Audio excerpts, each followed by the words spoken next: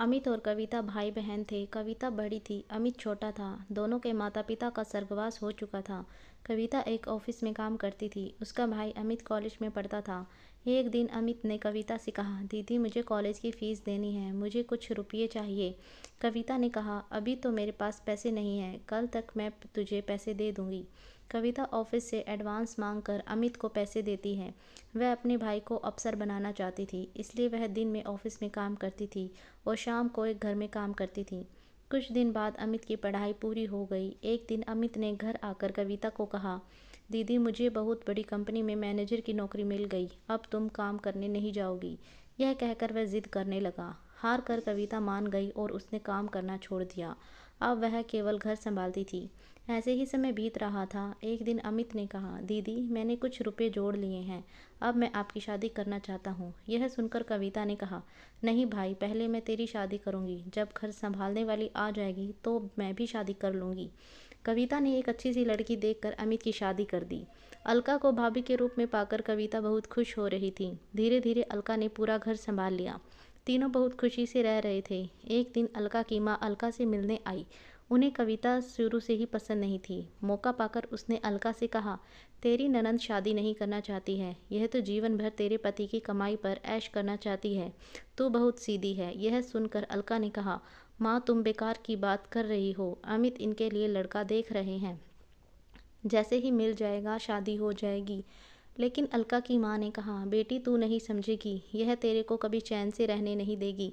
अगले दिन अमित ने कविता से कहा, दीदी मैंने आपके लिए लड़का देखा है, आप कहें तो बात आगे बढ़ाई जाए। लेकिन कविता ने कहा, नहीं भाई, मैं अभी शादी नहीं करना चाहती, जब करनी होगी आपको बता दूंगी।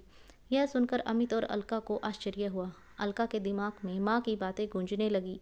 उसके बाद अलका का व्यवहार कविता के लिए बदल गया।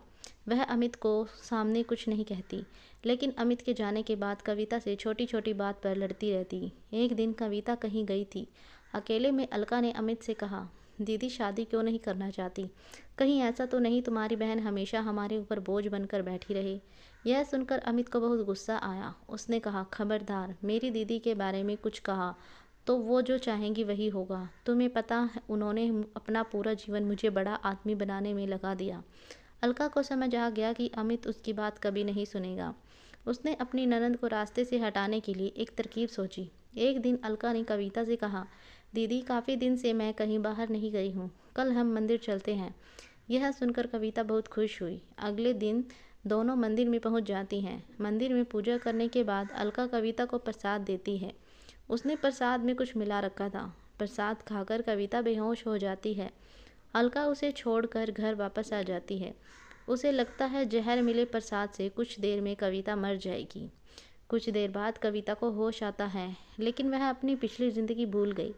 वह मंदिर में बैठकर रोने लगती है। शाम को जब अमित घर वापस आकर अलका से कविता के बारे में पूछता है, तो अलका कहती है, दीदी तीर्थ यात्रा पर गई हैं, कुछ दिनों में वापस आ जाएंगी। तब अमित कहता है, दीदी मुझे बताए बगैर अचानक कैसे चली गई।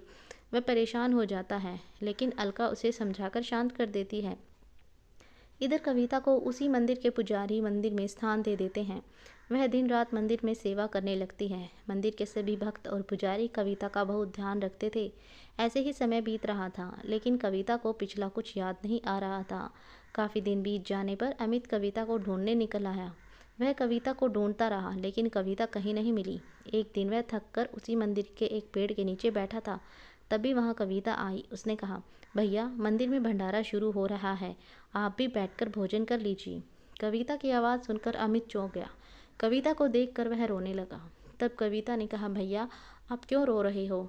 तभी वहाँ पुजारी बाबा आ गए। उन्होंने अमित से पूछा तो अमित ने कविता के बारे में बताया। पुजारी बाबा ने कहा, ये लड़की यहाँ बेहोश मिली थी, होश आया तो इसे कुछ याद नहीं था, अच्छा हुआ तुम मिल गए, इसे अपने घर ले जाओ, भगवान ने चाहा तो वहाँ जाकर इसकी याददाश्त वापस आ जाएगी। अमित ने कविता को चलने के लिए कहा तो वह रोने लगी और जाने से मना कर दिया, लेकिन अमित जिद कर रहा था। तब कविता ने कहा, भाई मुझे सब कुछ याद है, लेकिन मैंने जानबूझकर नाटक किया ताकि तुम और भाभी मेरे बिना खुश रह सको। भाभी को मेरा घर में रहना पसंद नहीं, इसलिए अब मैं उस घर में नहीं जाना चाहती।